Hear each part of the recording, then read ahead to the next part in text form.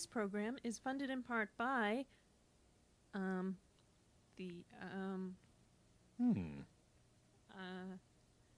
no one, okay? So stop making fun of our sets. Yeah, you people think this is easy? You know, I mean, it's not easy being us. Previously on Dirty Laundry. Is anyone victim of verbal or harassment? That would be... that would be me. Oh, of course. Oh, Melody, twin brother. Oh, how silly of me to overlook such an obvious detail like the man who looks like identical to someone I just murdered. Well, that was murdered by someone who, well... I think he seems kind of nice. He's a bit abrasive, but not the weirdo that Mel was. Mr. Haynes. Call me Calvin. Mr. Haynes, the best thing that I can ask you to do is to just stay out of it. The last thing I need is another Haynes homicide on my hands. Larry here thinks you might have seen something. He holds the gun. He's in a hurry, and he's very nervous. He acts one way, but his eyes, they tell another story.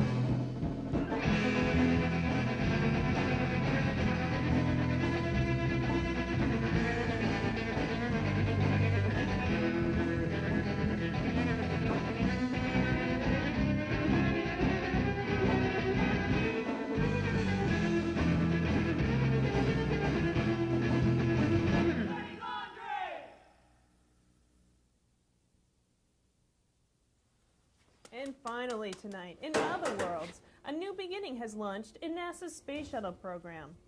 Next week's mission will be the first to include a crew member solely devoted to the janitorial and basic maintenance needs of the Space Shuttle.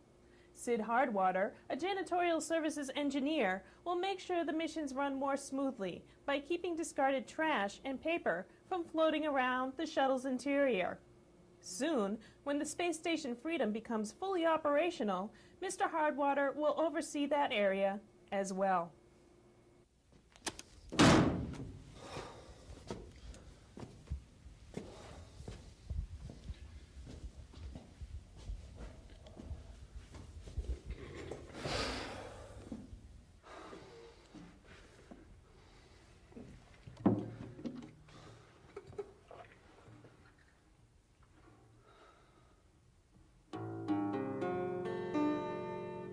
I had a friend who was my buddy. His honesty was a pearl. I thought he was my true blue friend until he became a girl. I clean the lint now every day because there's no maintenance guy. He's up there cleaning the great unknown, and left me out to dry. Oh.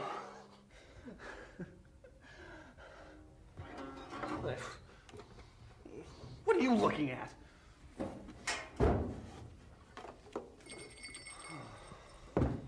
Well, Alkali. This is very unbecoming behavior, especially from somebody who loves the world and all that crap. Well, even the most benevolent of persons can have a bad day, Malcolm. Jeez. I guess I know now what Mother Teresa sounds like when she has PMS. Abacus, you are sick. I mean, how could you say such a thing? You know, you're right. What am I thinking? What's Mother Teresa, 100? She's way past menopause.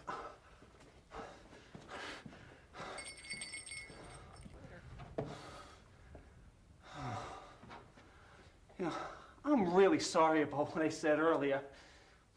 Malcolm does have a point. It was very unbecoming. Most unlike me, actually. I guess I have been a bit irritable lately. Oh, it's just that nobody listens to me anymore. I mean, I try to tell them their problems and the possible solutions, but they just don't want to listen to someone with so much experience. I don't know what to do. I don't know what to say. Are people listening to me? How long can I cannot recall the first time I have thought of such evil wrongdoings. The frustration has been building up for so long that it seems as if it has always been there. I wish that I could just forget, disregard this careless attack at my ego, my being, but alas, I cannot. He has developed a trend of knowing just the right buttons to push, the right words to say. He is always covering his ass by saying, I was wrong, or I didn't know better. But I know the truth. I know what he's really thinking. He's saying to himself, at last, I have her right where I want her. Is that it? Is that what he wants from me? I look around and see nothing. No pleasant flowers nestled in the window box, no apple pie cooling on the sill, no small children playing merrily with their blocks, nothing. He is playing an evil, vicious game with my body and my mind. More coffee, dear? Love some, sweetie. How about if I just pour the entire scalding pot right over your perfectly combed hair, Buttercup? You would love that, wouldn't you? You would just be dancing down the aisle as you leave me behind in the loony ward of one of the local funny farms. I don't think so, Pudding. I will not give you the pleasure of being rid of me. That is why you do what you did. That is why you sit there now, knowing and waiting for me to crack one last time before you phone in the little men with the white coats. No way, Jose. Looks like a beautiful day today, doesn't it? You should take advantage of any spare time you may have and go outside. Maybe start that garden you've been talking about. Maybe. What is that about? Are you implying that I have nothing to do? You would think with all the things you mess up around here, you would find me forever bent over picking up your mess. A garden. What a gas. As if I don't cook enough food for you, now you want me to grow it from the earth as well? What's next? A cow in the shed to provide your daily cream for your special gourmet coffee that I have to grind the beans down for you? Too late, Pookie, too late. You have crossed the line one time too often, and now you sit waiting, as if you are the cat that has just eaten the canary. Well, blow it out your ear. I will not fall into your little trap. You know, hon, you've been acting a little strange lately. Is there anything you want to talk about? Anything bothering you? I'm not sure what you mean, Dumpling. Everything is fine. I won't believe that until you flash me that million-watt smile. That was it. He did it. He knew what he did, and now he wants me to react. Well, you've got it. You want a reaction? I've got a reaction for you. No more lies, no more pretending, no more torture day in and day out. I have begged, pleaded, and cried. I have done it all, but you have never listened. Well, now let's see who's got the upper hand. Let's see who'll be crying for mercy now, you big, strong, powerful man. Why can't you put the cap on the toothpaste?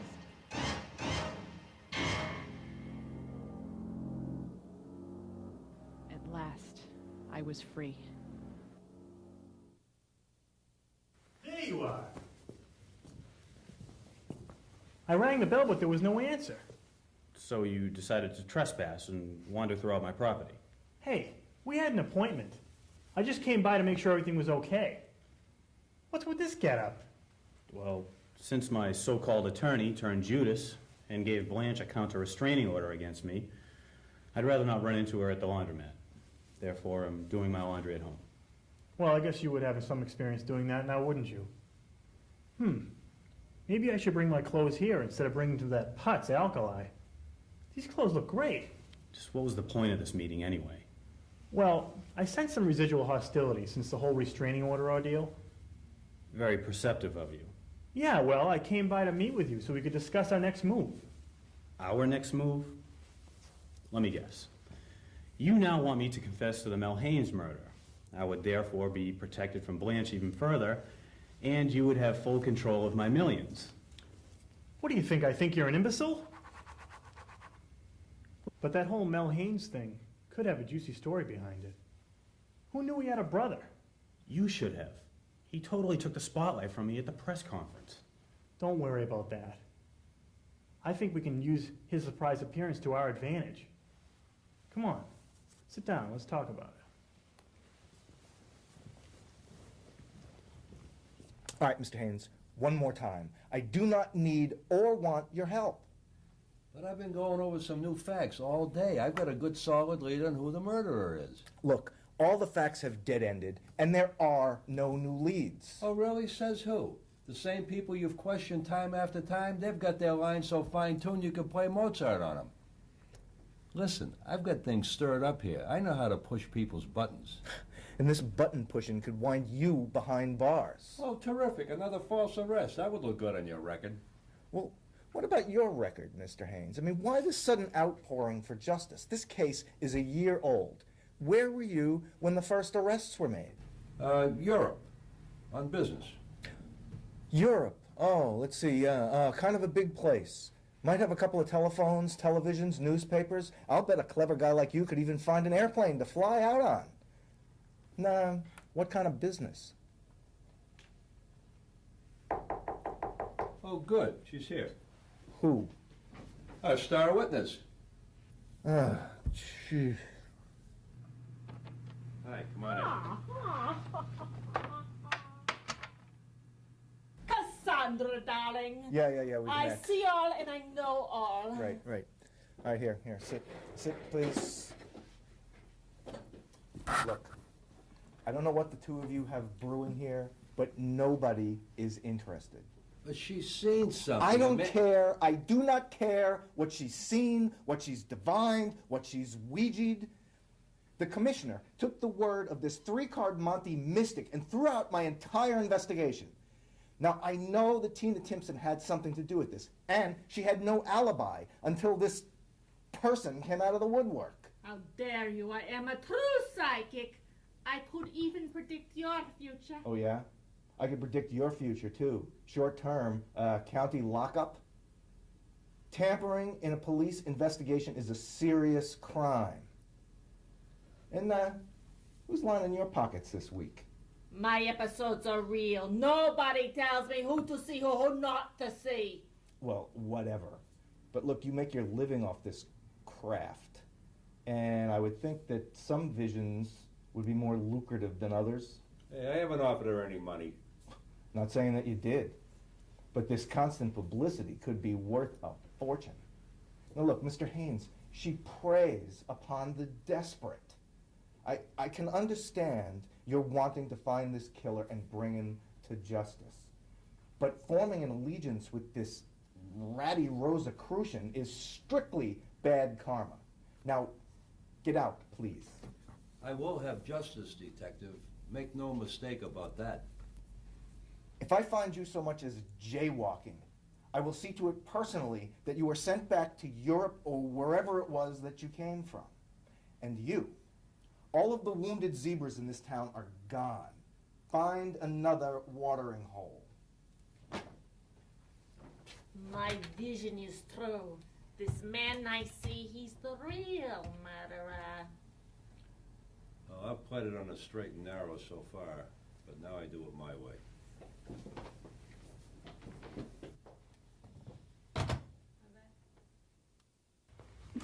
Well, I still don't understand how that nasty, slimy little gals can have a restraining order out against little old me. I mean, I can't even set one itsy-bitsy, lackadalupa little piggy toe inside that laundromat for fear of bumping into him. Oh, I mean, really, what would ever happen to my poor homeless friends if I were ever arrested? They might get some halfway decent clothing. Pardon? Nothing, Blanche. Just leave the legal details up to me. You have far too many pressing concerns right now. That is so true. You have absolutely no idea how difficult it is to get a bathhouse built in this city. You have to file petitions and coerce city officials and follow these silly little health codes. Oh, it is enough to make me throw up my hands like that no-good General Lee. That's even more proof that you've been stretching yourself. Your kind-heartedness could be your downfall. Well, we all have our tragic flaws, Malcolm. All the more reason to get a financial advisor. With all your money, you need somebody in your corner to guide you through the forest. Avoiding all those big bad wolves along the way? Exactly. And I'm just the person. Oh, well, I don't know about that, Malcolm. I mean, what about your other involvements? Who, Giles? Giles is a tiny little guppy in a big ocean. While you, on the other hand, are a flesh-eating piranha. Oh, Mr. Malcolm Abacus, you are just a charmer. Your wife is a very lucky woman. So what do you say, Blanche? Are you with me? Well, I don't know. I mean, exactly what's in it for me? How'd you like to have Giles doing your pedicure again? Oh, it has been ages since I've had a good toenail scrubbing. Mr. Abacus, you have yourself a deal. Good. Just leave it all up to me.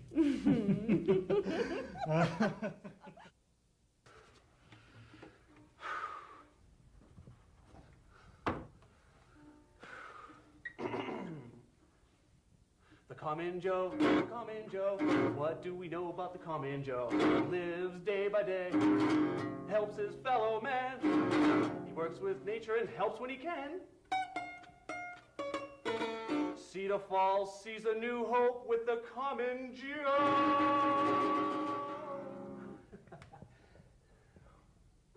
Wow, that was wonderful, wasn't it, honey? This is preposterous. I don't see why we keep coming here. I hate these stupid machines. It's appearances, baby. It's all about appearances. We want the citizens of Cedar Falls to see us as local folk who mingle and share with the community, don't we? Cut the snow job, honey. Nobody is listening. But they are listening. I mean, didn't you see the polls in the paper this morning? I mean, we're in the lead. Malcolm just did a stellar job in covering for that press conference fiasco. Yeah, well, let's just hope these townsfolk are too stupid to actually look up your military record. Although, victim of chemical warfare, that was quite humorous. You know, that man even amazes me sometimes. Yeah, he's always been able to cover in crazy situations. I remember that time in Jersey when he had that storekeeper thinking that we were runaway circus acrobats. That was great. I don't remember that. Oh, of course you wouldn't. That's because it never happened. I don't know what I was thinking. I think I saw that in a rerun of Columbo last week. That's exactly what happened. I thought you told me that the first time you hooked up with Malcolm was when they freed me from the Mel Haynes murder conviction. You said that you wanted better legal representation compared to that bumbling fool I had the first time. Well, and all that's true, honey. I'm still suffering from the effects of those stun guns. Oh, honey, those cops got me pretty good. My poor baby, let me see. Well, isn't this nice? A young couple in love. Gets to me every time. Good to see you again, Mrs. Timpson. You're looking as lovely as ever. Mr. Haynes, nice to see you. Please call me Calvin. We haven't formally met. I'm Calvin Hayes, Mr. Timpson. Hi. I'm sorry I gave you such a fright yesterday. I didn't know you'd been so deeply moved by my brother's death. Well, Mr. Haynes, your brother Mel's death touched us all. Most of us try and carry on, but sometimes those emotions just get the best of us. He was such a good friend. You knew him well? Oh, I did. Let's just say, Calvin, I saw a lot of my father in Mel. Funny how no one knew that Mel had a brother, let alone an identical twin. Mel and I looked at life differently. We shared the same appearance, but that's as far as the similarity went. As a matter of fact, we didn't even really get along with each other. So why all the sudden concern now? I mean, does he have some sort of money stashed somewhere or something? Honey? No, Mrs. Timpson. Your husband's right. I'm sure a lot of people are asking the same question. Why all of a sudden am I back here so concerned about who the true murderer is? Well, it does give one pause. What I couldn't give him in life, I'm going to give him in death. Mel was my brother, and I want him to rest in peace. And that won't be possible until I find out who the true killer was. Well, do you have anything to go on, Calvin? I know I'm on my own. The bossy detective who's got the case isn't going to give me any help. And he's not too interested in listening to any information I might be wanting to give him. So you might know something. Well, got a little bone. Small one. But it's a start. I just want to dangle it in front of some dog and see if he'll bite on it. Well, Calvin, that sounds like a juicy lead you have there. It could be. Could be. Well, Mel, I mean, Calvin, I'd like to extend my help in any way I possibly can. I, too, would like to find the individual who stood back and watched my wife suffer while she went through an agonizing, painful trial and near execution. Carry on in your endeavor, Mr. Haynes, and Godspeed. Well, it's truly good to see people who want to make a difference.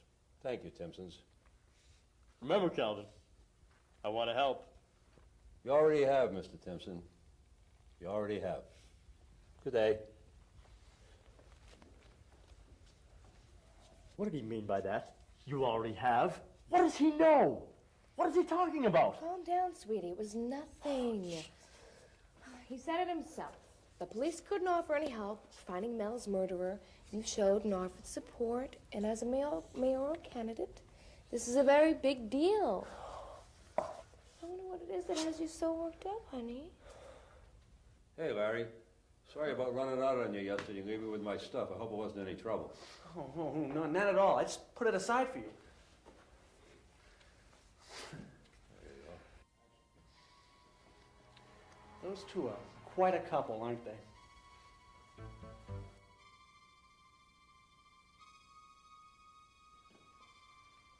You could certainly say that, Larry. You could certainly say that.